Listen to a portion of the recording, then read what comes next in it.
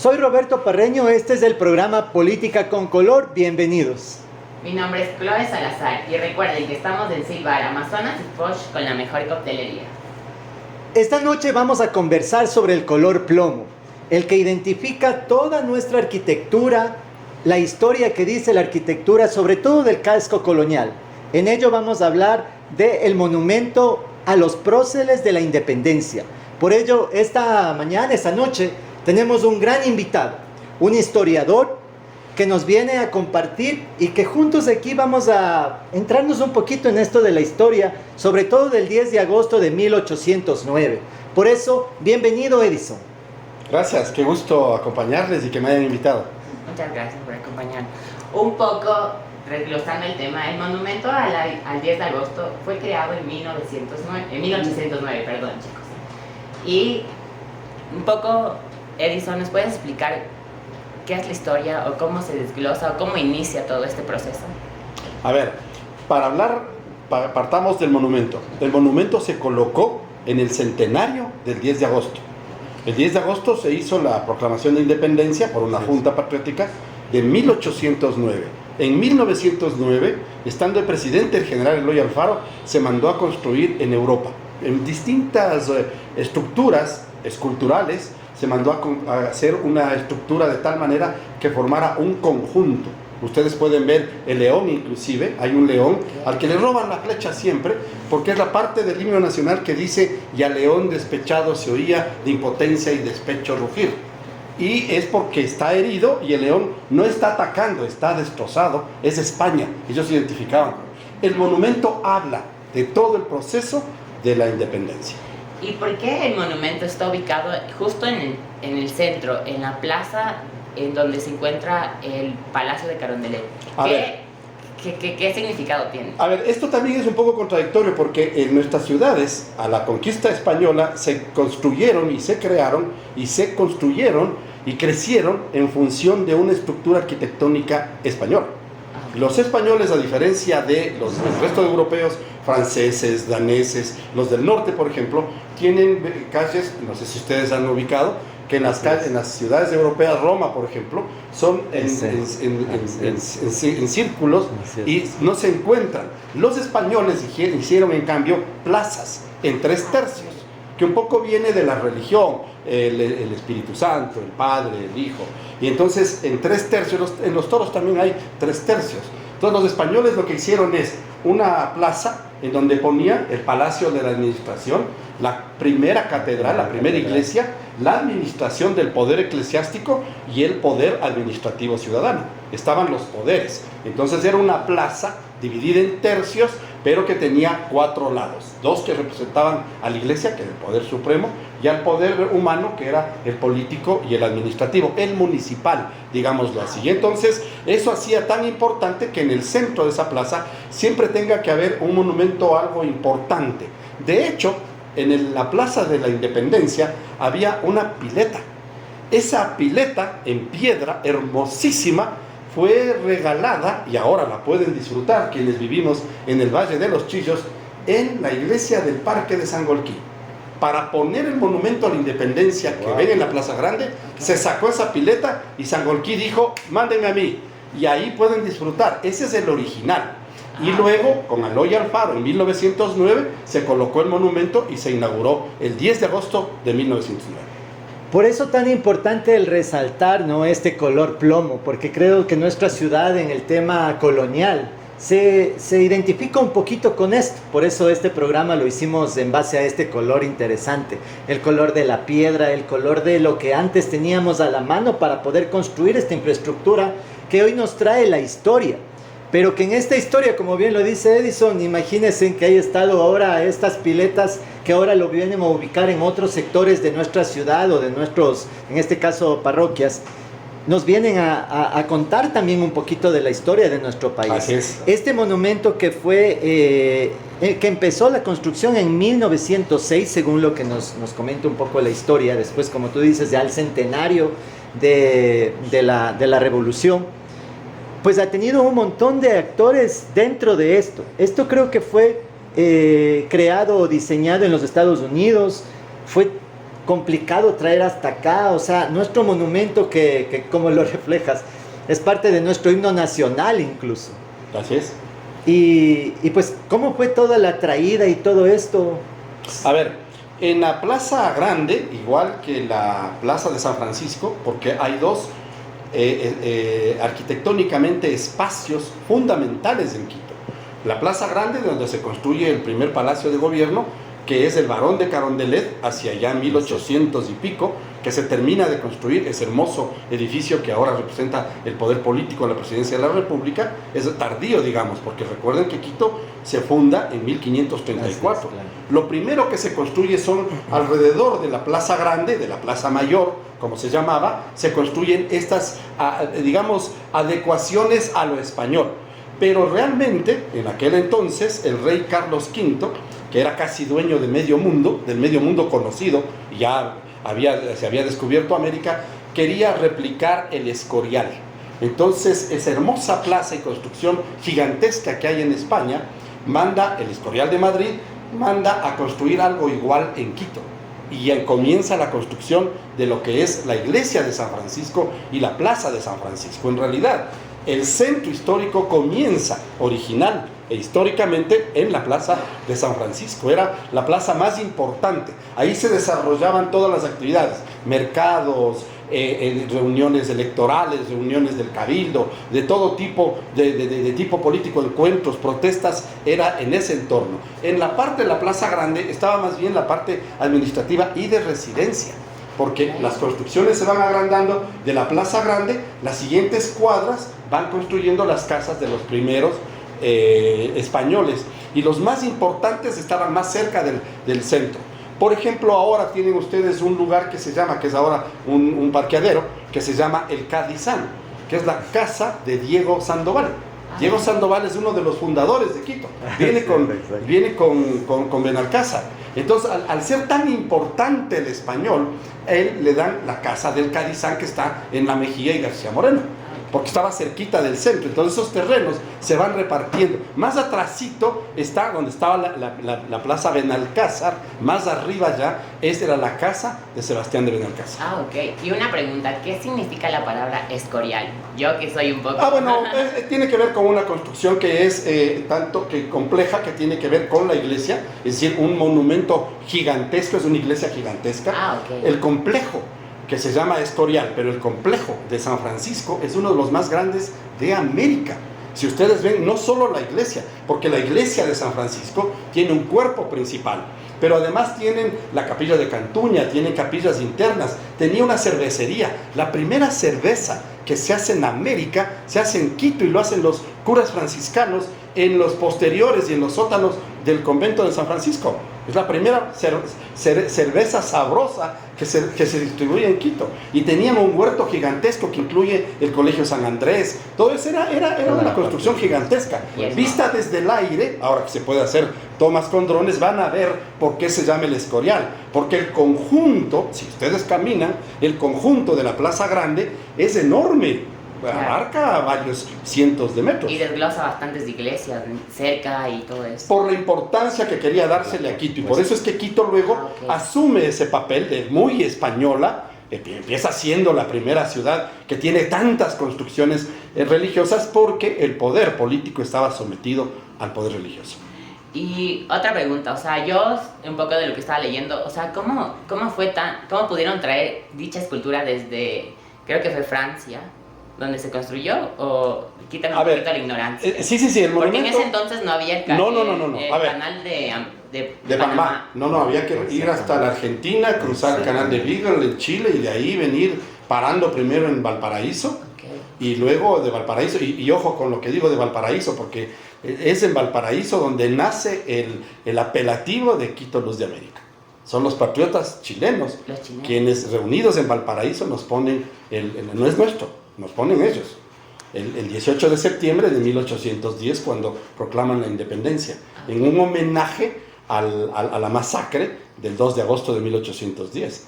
Entonces, claro, los barcos tenían que venir desde... Y si es que era de Estados Unidos, y tenías que hacerlo igual. Mira, que para venir de Nueva York a Guayaquil, pues ahora te cruzas el canal de Panamá. Más rápido. Tienes que bajar Todo. Claro. Toda América. Rodriar El medio todita. mundo. Eran viajes de 5 o 6 meses. Y esto, por ejemplo, me permite poner un antecedente que es trágico para la historia, pero hay que contar. Claro. Aquí valía más un toro de lidia o una vaca reproductora que 1000 indígenas. Los indígenas eran considerados semovientes de carga. De hecho, no hay un decreto, no hay una bula papal, pero aquí se creía que los indígenas no tenían alma y por lo tanto no debían ni ser enterrados ni ser tratados como seres humanos, como ellos. Por eso es que en las iglesias se les ponía detrás de las iglesias a que oigan misa. Ellos no podían estar frente al altar. Ok. Era porque si no tenían alma, Jesús y Dios no les reconocía como seres humanos. Y entonces, traerte un toro desde España, de Lidia, aquí, para Ole, Matador, para torearte aquí en una plaza, porque ojo, la plaza grande era una plaza de toros. Ah, Ahí antes de todo era una plaza siempre, de toros. desde que se fundó Ah, Quito, ok, mira tú. era mercado de ganadería, era plaza de toros. Ahí se toreaba, ahí se mataba a los toros. Pero traerse un toro para que un torero español a la usanza aquí venga y le mate, era demasiado caro. Entonces había que traer un reproductor, pero le traían mimado. El toro comía más que los mismos marineros en viajes de 5 y 6 meses alrededor del mundo, porque era la mercadería valiosísima. Por supuesto. El toro, claro, entonces es difícil. No, aquí se mataba toros. No se mataba toros. Cuando ya comienza la reproducción. O sea, en chiste hemos dicho, los cuernos nos trajeron los españoles. Ok, Aquí no habían animales sí. con cuernos. Definitiva, esta es una de las partes más importantes de nuestra historia y lo que nos ha traído hasta aquí, una resistencia, una lucha que va gestando todo lo que nos ha traído hasta aquí, los derechos, todo lo que nosotros somos hasta hoy, de esa historia tan bonita que hoy lo estamos tratando con Edison. Pero, pues, aquí nos están preguntando algunas cosas. Edison, ¿te puedes presentar? Disculpa que no lo pudimos hacer de principio. Nos gustaría que te presentes tú mismo, por supuesto, porque están justamente escribiéndonos y les interesa muchísimo saber dónde estás, qué es lo que haces, ¿Quién es Edison? de qué parte eres. Bueno, yo soy de la provincia de Imbabura, de la ciudad de Atuntaqui. Es decir, soy bien chagra en Quito. Pero por la profesión de mi padre, pues recorrido todo el país. Él era ingeniero en carreteras en las décadas de los 60 y 70, y entonces me conocí todo el país y he vivido en todo el país y mi vida la hice aquí, en Quito. Soy comunicador social, escritor e historiador y me especialicé en historia política, particularmente del Ecuador, porque además la vida me dio la oportunidad de entrar a trabajar en lo que era el Congreso Nacional, justo cuando comenzábamos la democracia. Yo fui dirigente estudiantil de los años 78 y 79, cuando en las calles tumbamos a la última dictadura militar. Ustedes son jóvenes y no conocieron, no han vivido en democracia más de 40 años. Así es, total. Entonces nosotros, en cambio, yo cumplí 18 años al salir del colegio y fue la primera vez que fui a votar. A nosotros los profesores tenían derecho a pegarnos. Es decir, nos pegaban literalmente. Nuestro ministro de Educación, contra el que luchábamos y enviábamos cartas, era un general de caballería, el general Guillermo Durán Arcentales. Ahora ustedes protestan, uy, ese PhD en educación que no sabe nada. Nosotros teníamos un general de caballería que le importaba un comino a los estudiantes. Generación de cristal. Bueno, hoy lo llaman. Sí. Entonces de ahí nací. Me dediqué a la política y me dio la oportunidad de entrar a estudiar periodismo. Cuando estaba estudiando periodismo ya me vinculé con políticos y uno de ellos, el ingeniero Raúl Vaca-Carbo, que había sido alcalde de Guayaquil en las dictaduras militares, me dijo, ven a trabajar aquí en el Congreso. Y fui a trabajar como comunicador social. Qué hermoso. En cuanto ingresé, pues me quedé ya ahí, me quedé 40 años. Acabo de jubilarme hace 2 años. Estoy dedicado a medios de comunicación, gracias a los amigos que me invitan a hablar y a contar esta historia. No, gracias a ti por informarnos. Y ahora voy a comenzar un programa en Radio Pichincha Universal Qué hermoso. de la prefectura de Pichincha, donde ya trabajé, ya estuve antes allí. Ahora vamos a regresar allí con algunos compañeros a hacer un programa precisamente de historia y analizar todos estos temas. Es que sí me parece un tema súper importante que nosotros los jóvenes sepamos un poco más de historia, porque ahora en la actualidad ni siquiera, mira, yo me declaro ignorante en todo ese sentido, no sabía nada de lo que me acabas de contar y me parece tan asombroso las historias, lo que tú sabes, todo tu conocimiento más que nada. Lo fundamental es para que te sientas orgulloso y orgullosa de pertenecer a este país. Porque muchas veces, por las decepciones que nos tienen los políticos del país, la falta de trabajo, la violencia, uno empieza a odiar y a molestarse con el país. Y el país tiene una historia hermosa, que no tiene la culpa. Así es. pero es una historia hermosa. Riquísimo, estamos haciendo. Claro, o sea, nuestra historia, nuestra lucha, nuestra resistencia, especialmente porque somos un país latinoamericano y que ha pasado por muchas etapas duras, y que esa dureza y esa resistencia de nuestros indígenas, de nuestra gente que fue colonizada, que fue aparentemente conquistada, pues eso hay que resaltar. Y justamente este programa, y para conocimiento de quienes nos siguen, este programa no tiene una idea de enseñar exactamente, porque nosotros lo que estamos haciendo es compartiendo como un ciudadano común lo que nosotros podemos compartirles y enseñar, sí, pero de una forma amena. Por eso un agradecimiento enorme a ese conocimiento, un agradecimiento enorme primero a una persona que sabe de comunicación. Nosotros aquí tratamos de hacer un gesto de ciudadano y de enredar y de enlazar un poquito el conocimiento con nuestros ciudadanos, con la gente que nos lee y que nos escucha. Bonito compartir este tema, pero te quería hacer una pregunta como personal. Esta Estatua de la Libertad debe haber visto muchas anécdotas dentro de la Plaza Grande. Tú sabes, un mundo de historias que si es que le sentamos a la estatua poniéndole y graficándola así, nos va a contar maravillas, no solamente del tiempo atrás, sino del tiempo moderno. En el tiempo moderno, tú personalmente, ¿cuál crees que haya sido como lo más particular que haya visto la Plaza Grande, monumento que haya sido el testigo? La más dramática de todo y que resume lo que ha sido nuestra política nacional y que terminó con un balazo en el vestido de la figura del ángel que tiene la antorcha de la libertad. El intento de golpe de Estado contra Guillermo Rodríguez Lara en 1974. El 31, fue el 1 de septiembre de 1974.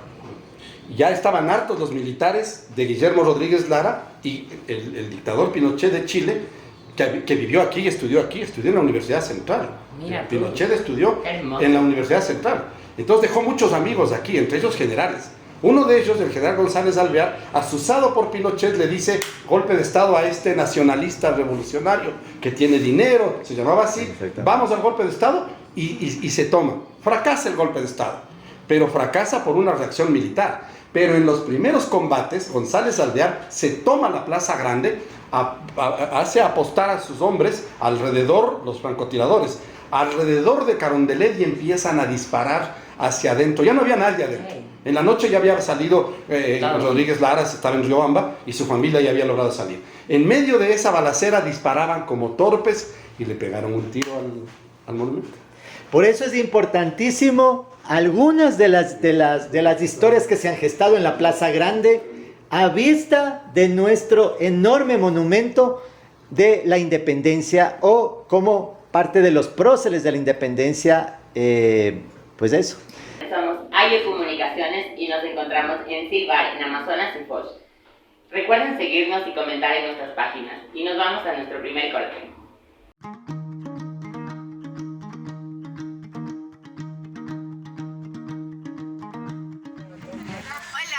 Y babuitas, mi nombre es Angélica y estamos aquí creando tu canal AIO Comunicaciones, donde puedes encontrar de todo, noticias, deportes, cultura y más que otra cosa, emprendimientos, porque nosotros somos AIO Comunicaciones y estamos rompiendo cercas.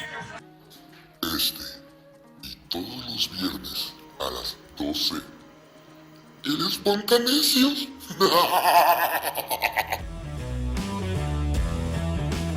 Bienvenidos a 667 sobre la bestia, un programa diferente en donde tocaremos temas como política, sociedad, actualidad y arte, siempre de dos puntos de vista opuestos. Comunicaciones presenta Estrella de la Mañana.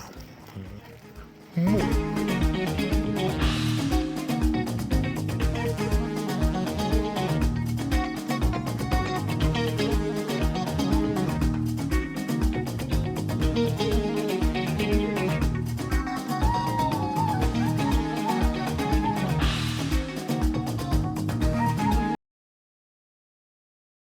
Vemos a política con color.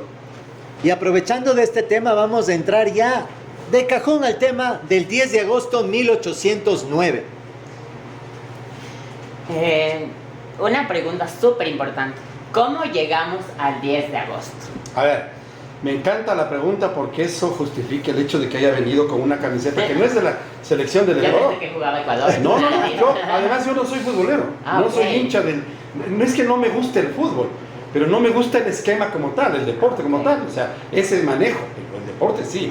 Pero los manejo. ecuatorianos y las ecuatorianas no acostumbramos a ponernos el tricolor, solo para cuando juega la selección. Un ciudadano cualquiera, ¿cuándo canta el himno nacional en su vida? En la Cuando va al escuela. estadio, o en la escuela, y si ya salió de la Nunca escuela o más. del colegio, nunca más, cuando va al estadio. Entonces hay que adueñarnos del tricolor. Qué bien. Sin embargo, ahora que estamos en política con colores y de colores, yo quería mostrar el hecho de que el tricolor no se usó sino hasta el 24 de mayo de 1822. El color original del 10 de agosto es el rojo y blanco. Esto es lo primero. ¿Por qué Pero rojo? antes de ¿Por qué esto, rojo y blanco? a eso voy. Antes de esto, todo comenzó con esto, con el color de la bandera francesa de la Revolución del 14 de julio de 1789. Liberté, igualité, fraternité. ¿Qué es lo que dijeron los franceses al derrocar a la monarquía y al decir el pueblo toma el poder? Y era esta es la representación. Libertad. Tomado eso, vienen los nuestros, y entre ellos el gran indio, ese gigantesco monstruo de la academia, que es patrono de la mayoría de colegios de profesionales del Ecuador, que es el doctor Eugenio de la Santa Cruz Espejo Aldaz y Larrancada. Ah, El doctor Eugenio Espejo. A él se le acusa de utilizar esto. Él puso, dicen, no fue él, fue su profesor, Mariano Villalobos, también patriota del 10 de agosto de 1809. Unos años antes, a Espejo le acusan de poner banderas como estas en las cruces de las iglesias de Quito, alrededor del centro histórico, una madrugada en la que decía: Santa Cruz, danos la libertad para ser felices. Santa Cruz te libera esto, feliciate. El primer acto vandálico, chicos. No, Es- mentira. sí, Por y le supuesto, acusan es un y le tema meten de- preso, pero él no fue. Ahora, Ok. él sí. A ver, pongámonos en claro, o sea, seamos sinceros. ¿Cuántos sabían leer y escribir en Quito? O sea, la mayoría eran analfabetos. Sabían leer los curas, los profesores y los españoles que habían venido. Ok. Claro, Entonces, ya, los castizos, los mestizos que habían aprendido el castellano aquí y habían aprendido a leer y escribir eran muy pocos. Los estudiantes, ¿cuántos de esos hablaban latín? Más pocos todavía. Entonces, es más o menos como la gallina lo pone, o sea, Es como ahora, ¿quién habla inglés? cuento- Nadie. y le echan la culpa a Eugenio Espejo y por eso va preso, o pasa preso 2 años, se enferma y luego sale a morir, Ok. lamentablemente. Él es el precursor. Pero ¿por qué usa el rojo y blanco? Porque la bandera de la corona española en América, en Quito, fundamentalmente era blanca con rojo. Era una bandera blanca con una cruz en diagonal roja. O sea que antes de ser el Sin tricolor duda, mi era una favorito. bandera. Esa era la bandera Esa de era la España bandera. en Quito.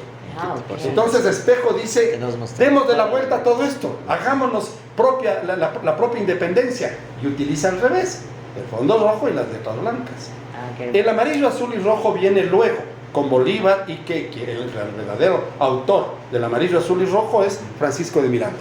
Él es uno de los héroes, quizás de los más olvidados y lamentablemente en el Ecuador, muy poco estudiado, pero es más grande que Bolívar, más grande que Sucre, a quien amamos. Realmente quien propone la independencia de este territorio es Miranda. Pero cuando Miranda es expulsado de Venezuela por los españoles, se va a recorrer el mundo. Mira, participa en las batallas de Francia con Napoleón, participa en España, es soldado de Rusia, dicen que fue amante de la zarina Catalina, participa en los procesos de independencia de Estados Unidos, luego viene hacia Uruguay y luego se hace cargo y forma las primeras tropas que luego toma Bolívar y se hace cargo Bolívar del ejército de Miranda, que es expulsado al Caribe. Dicen románticamente, esto no es cierto, es la parte romántica, que el amarillo, azul y rojo que Miranda escogió para nuestro blasón de la independencia, dijo a la zarina Catalina, cuando estaban en Rusia, él participó en las guerras con ella, era su asesor, dicen que su amante, le ordenaron expulsarle. Le dijeron, expúlsalo. Porque se enteraron El que era hombre su amante. aquí nos hace mucho daño y se va. Cuando se despidieron con lágrimas en los ojos, Francisco de Miranda le dijo, regreso a mi tierra a hacerle independencia. Voy a volverle independiente de España. Y le dijo, y para recordarte, voy a llevar tu recuerdo en el blasón de mi territorio. Qué hermosa historia. Tendrá el amarillo de tu pelo, el azul de tus ojos y el rojo de tus labios. No, increíble. No, esa es la parte romántica. La parte romántica. Esa es la parte romántica. Luego es Bolívar quien asume el amarillo, azul y rojo, y es el mariscal Antonio José de Sucre, quien amó tanto a Quito, que venía a ser nuestro primer presidente y fue asesinado, que el día 24 de mayo, en la batalla de Pichincha, a la 1 de la tarde, cuando bajan las tropas con los heridos y los muertos, logran llegar hasta la iglesia del Tejar. Y ahí dice, a la 1 de la tarde dice, hice la bandera amarillo, azul y rojo, este territorio es libre. Aquí está. O sea, sobre todo importante y es sobre todo muy motivante. Creo que a todos ahorita nos da las ganas y creo que a quienes nos están mirando y a quienes nos van a mirar es de que, oh wow, o sea, leamos. Y eso es importantísimo, y estos pequeños programas comunitarios de redes sociales que se vestían nuestros héroes. Claro, el coronel Carlos Montúfar nos motiva. Fusilado en Ibarra en 1812 por continuar la gesta libertaria de su padre, que fue el presidente de la Junta que nos liberó el 10 de agosto de 1809, Juan Pío Montúfar. Yo soy estudiante del Montúfar. Fue el primer presidente de la Junta Patriótica, y su hijo viene en 1812 y sigue el ejemplo. Y aquí se aprueba una constitución, se funda un estado, le persiguen, se defiende solo, él solo, le asesinan, 80 soldados le persiguen, le capturan y le fusilan al coronel Carlos, y así se vestían. Miren, qué hermoso que es saber un poco de la historia de nosotros, un poco, o sea, sentirnos orgullosos de lo que somos y de dónde vivimos y de dónde estamos. O sea, recuerden que nuestro país es tan hermoso, tiene tantas cosas y una historia y un inicio genial. ¿Qué opina, Roberto? Así es, o sea, bueno, y la pregunta aquí es qué tanto nos interesa a nosotros como quiteños principalmente, y lo digo como quiteños o no quiteños que vivimos en esta ciudad, porque somos quienes recorremos a diario, cogemos el trole, cogemos la ecovía, cogemos un montón de buses y vemos como que estamos apurados y pasamos y no nos enteramos mucho de toda esta historia que está ahí, que es una piedra, que es una estructura, pero que nos dice muchísimo y que nos cuenta un montón. Y por eso es importante justamente el coger, ahora que nos motivas, incluyéndonos a nosotros, nos motivas a poder coger un libro y poder leer. Yo siempre les he motivado por el hecho de que lo que tú dices es verdad. A veces por vivir aquí nos distraemos. Así es. Pero cuando vayan al centro histórico, cuando pisen las calles del centro histórico, recuerden que ahí caminó Espejo, el médico. Ahí estuvo su hermana Manuela, es enorme. Manuel es más grande que Eugenio. Y yo tengo una gran pregunta. José Mejía Lequerica. ¿Qué tuvo que ver Manuela, una mujer, entre tanto hombre empoderado, entre tanto hombre masculino? O sea, ¿qué tuvo que ver ella para que ellos inicien? ¿Cuál fue su Manuela palabra? Cañizares. Sí, ¿cuál fue su palabra célebre? A ver, esto tiene antecedentes. El proceso de independencia no comienza el 10 de agosto. Ok. Termina el 10 de agosto. Termina. Esto comienza en 1808. En la Navidad de 1808, en la hacienda del Chillo, del marqués de Juan Pío Montúfar, marqués de Selva Alegre, en el Valle de los Chillos, ahora es la hacienda Chillo Gijón, ahí es la primera reunión. Ahí los patriotas se reúnen y dicen, vamos a la independencia. Salen de la Navidad, hay un espía y les persiguen. En enero de 1809 inician un juicio. Para febrero de 1809 están acusados todos ya con un expediente, pero ahí, y traigo anécdota, una de los hechos actuales que ustedes conocen, dicen que se incendió la Contraloría para quemar información cuando hubo el movimiento indígena. Mentira, se incendió el mismo gobierno de aquel entonces. Aquí pasó lo mismo. En marzo de 1808, algún alma caritativa se mete al juzgado en el Centro Histórico de Quito y se roba el expediente. Ahí no había copias, no había discos, no había flash, no había nada. O sea, antes de que lo quemen ya sacaron todos los documentos importantes. Se saca el expediente del juzgado y desaparece. Entonces, cuando quieren seguir juzgando a los independentistas que ya les habían delatado de la reunión de la Navidad de 1808, ya no había juicio y quedan libres. Queda libre el doctor Quiroga, Antonio Ante, Manuel Arreas, Casubi, quedan todos libres y siguen conspirando para llegar al 10 de agosto de 1809. Pero eran gente estudiada, eran gente educada. Voy a poner un antecedente, aunque me demore un par de minutos. En España hay un problema seriosísimo. Napoleón ha dominado Europa y le falta España, no le desprecia un poco a España, no le gusta mucho España, no es un botín, pero dice, tengo que darle algo a mi hermano, Pepe Botellas le decían, era José Bonaparte, le gustaba mucho el guaro, y entonces por eso le calificaron los españoles como Pepe Botellas, y dice, te voy a dar el reino de España, invade España. Es el año de 1806, invade España. Recuerden, para 1808 nosotros ya empezamos la independencia, entonces ya había aquí algunos alborotos empujados por Inglaterra, por los ingleses. España empieza a desmoronarse, entonces se toma Napoleón, los españoles aguerridos arman guerrillas y resisten y no le dejan a Napoleón hasta 1812 y le logran expulsar de España. Napoleón lo que hace es quitarle del poder a Fernando VII y Fernando VII queda recluido. En ese momento Napoleón pone a su hermano y España se queda sin rey. ¿Qué hacen nuestros patriotas? Dicen, hagamos el proceso de independencia, pero escondámosle tras el apoyo al rey. Entonces, vamos contra Francia, vamos contra Napoleón, a favor de Fernando VII que está preso, pero tras de esto nos independizamos porque España se derrumba. Es que Napoleón era un monstruo. El mundo le temía a Napoleón, dijeron Napoleón, claro, va a reinar todo el mundo. Un hombre pequeñito que hizo tantas cosas. No era tan pequeño, verás. Medía 1,67. Pequeño. Para Europa es pequeñito.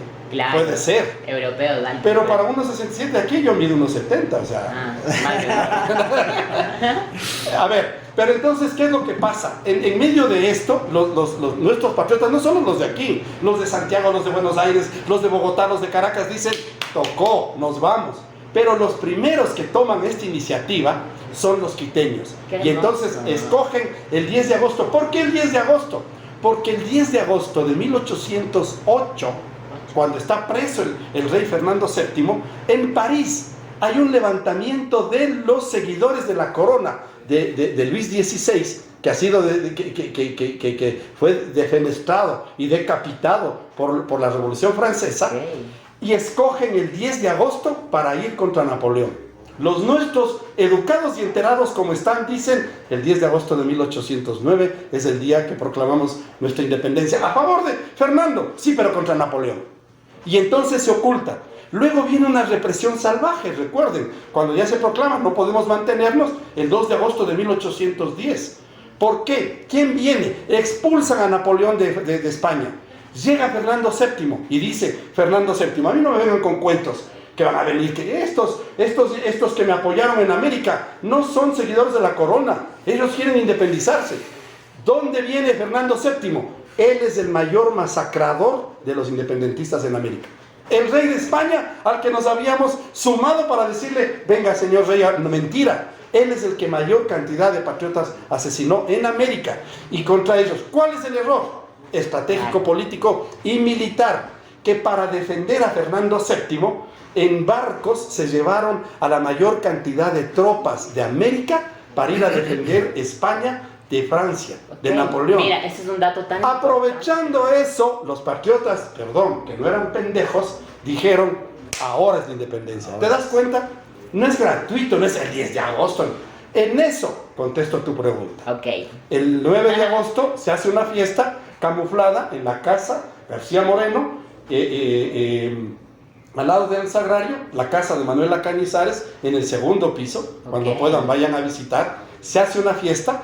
El coronel Salinas sale a buscar al cuartel al lado de los españoles para decirles, vamos a conspirar, estamos ya en este acuerdo.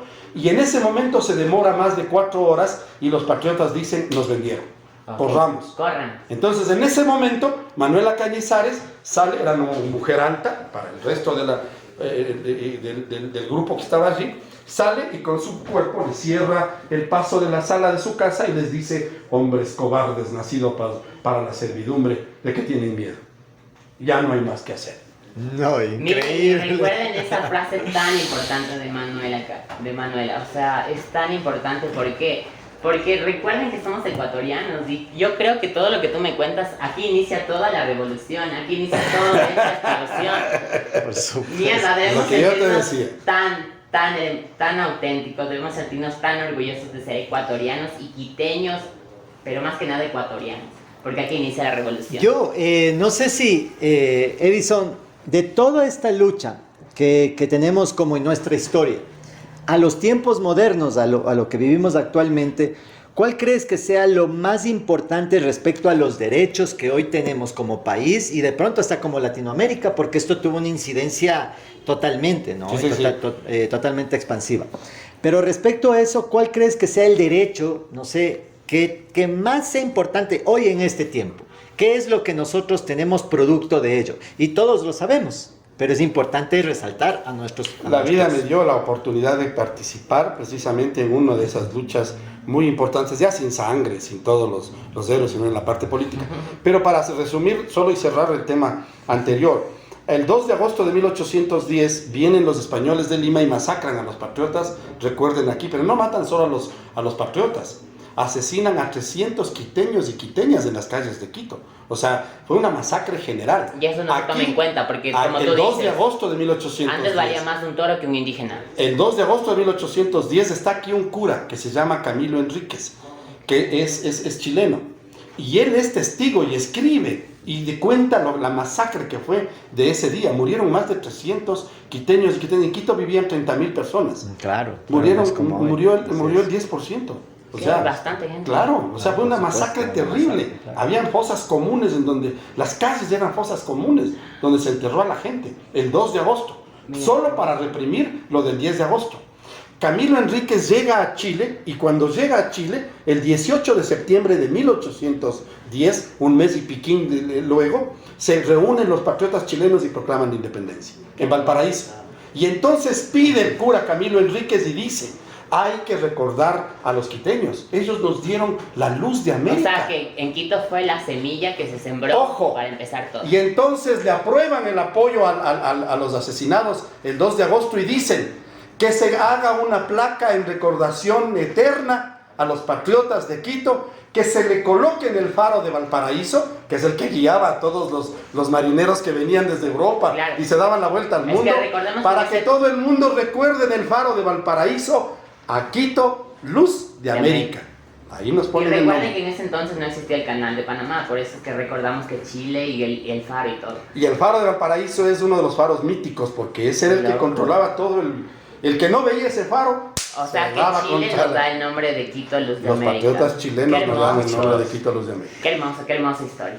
Sin duda, hoy ha sido una experiencia. Hoy nos estamos tomando ahí unas bebidas en Silbar, que nos da el espacio necesario para poder hacer estos conversatorios entre ciudadanos, y también parte de la academia que nos permite poder transmitir estos conocimientos y sobre todo motivar a la gente, a los jóvenes, también a veces a los adultos también, ¿no? Porque no necesariamente...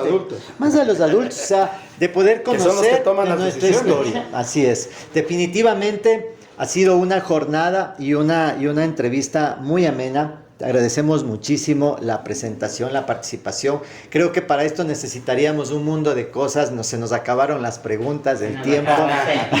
Yo, si me Para permite, poder- solo para cerrar el tema Claro. de lo que tú me preguntabas, yo fui partícipe de una lucha que se dio en el Congreso Nacional cuando en 1997, luego de la caída de Abdalá Bucarán, se decidió eliminar, pedido por un médico legislador de Pachacutic, de la provincia de La Suay, se decidió eliminar el artículo del Código Penal que castigaba la homosexualidad en el Ecuador. Ah, mira, qué hermoso. Jóvenes, en este país, hasta 1997, la homosexualidad Era era penada. castigada penalmente y era justificada la violencia contra los Y homosexuales. recuerden que todo empezó en Cuenca y que murieron tantas personas y fueron reprimidas tantas La vida me personas. dio la oportunidad de conseguir esa noche la mayoría de diputados y hicimos un engaño a los de derecha que no querían votar esa noche. Y muchas gracias por tocar ese se tema. quedaron fuera de la sesión y esa noche logramos votar y aprobamos la anulación del artículo del Código Penal que sancionaba. Y ahí comenzó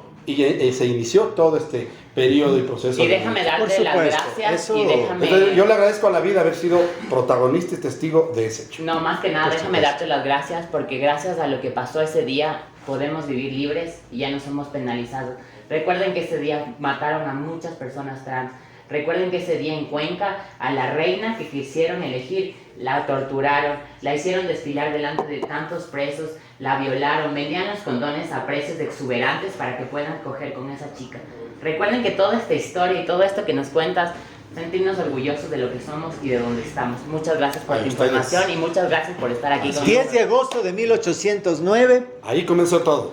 comenzó todo lo que hoy somos, los ecuatorianos, los quiteños, los guayaquileños, todo lo que somos en nuestro país, nuestra cultura, nuestra identidad. La lucha siempre será el camino y sigue siendo para nosotros, para todos. Muchas gracias por estar Muchas con nosotros. gracias. A ustedes. Muchas gracias Un al placer. Silbar, la mejor coctelería en Amazonas y Foch, por estar aquí. Recuerden siempre seguirnos por nuestras redes sociales, dejar sus comentarios y cualquier tema que quieran tratar, estamos aquí para ustedes.